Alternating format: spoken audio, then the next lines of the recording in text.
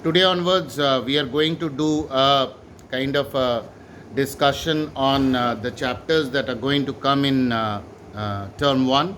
And we start off with a poem written by Kamala Suraya or Kamala Das, who was born on the 31st of March 1934 and died in the year 2009, 31st of May, popularly known as Madhavi Kutty.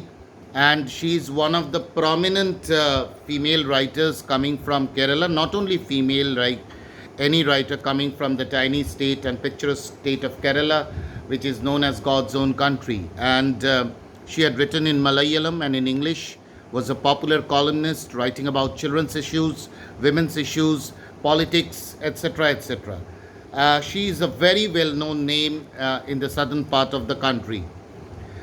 Here in this poem, she talks about her bond with her mother and how strong is the bond that a mother and a daughter or a mother and a son shares. Uh, Actually, I believe that the bond that is there between a mother and a daughter is stronger uh, because when a daughter grows up, she becomes the friend of her mother.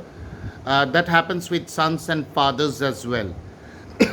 So, in this poem, the poet is driving to Cochin airport where she is probably going to take a flight, not probably, surely, and her mother is going with her to see her off. And the poet noticed her mother.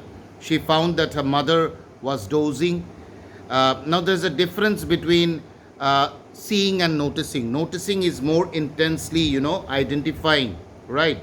She saw that her mother was dozing, her mouth was open, and her face looked like ash. That means it was white and it looked like a dead body.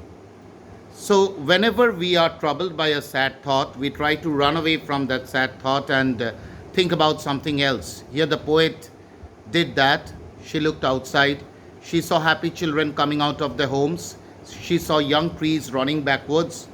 Now, running backwards and happy children both symbolize the past, the metaphors of past, when the poet's mother was younger and the poet had less fears of losing her mother.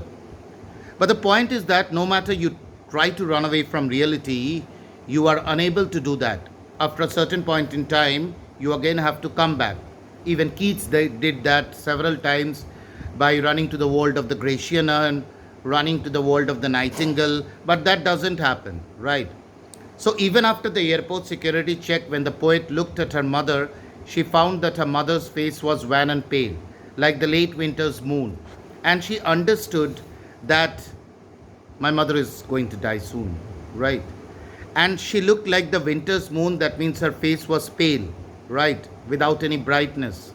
And she felt that familiar ache. Familiar ache, if we translate it into Hindi, it roughly comes to Jana Pehchana Dard, which comes from Jana Pehchana Dar. And the fear that we have is the fear of losing our loved ones. That is what the poet felt. And what did the poet do at this point in time? The poet said, "See you soon, Amma," and she smiled and smiled and smiled. She did these two things for two reasons. First of all, she wanted to give hope to her mother that you'll live a few more years. And secondly, she wanted to hide her fear and sorrow so that the mother doesn't see it, because mothers identify the hidden emotions of children very well. But now the question comes, why is the word smile, repeated not once but twice? That means it has been mentioned thrice. Why? Because the importance of a mother in a child's life is more important than anybody else, right? And that is why the word smile has been repeated thrice, right? Repeated twice and mentioned thrice, right?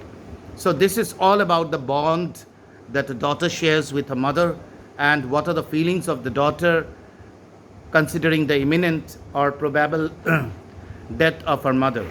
If you have understood it, thank you very much. If you have any doubts and queries, you can directly message me. God bless you all.